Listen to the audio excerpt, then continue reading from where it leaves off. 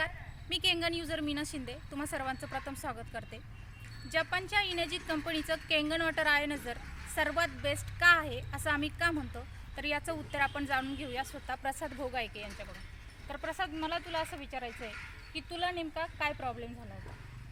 माझ्या डोक्यामध्ये पहिले तर कोंड्याच्या ज्या खपल्या असताना ते होते डोक्यामध्ये, म्हणजे पहिले कोंडा झाला, कोंडा झाल्यानंतर तो जसं वाढत गेलं तसं त्या खपल्या यायला लागले।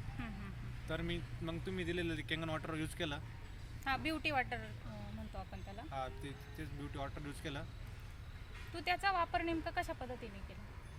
मी ते आंघोळीच्या आधी अर्धा तास आधी डोक्याला स्प्रे करायचो त्याचा आणि त्याची मालिश करायचो। ओके, मग ते असं सतत मी 4-5-6 दिवस यूज केलं।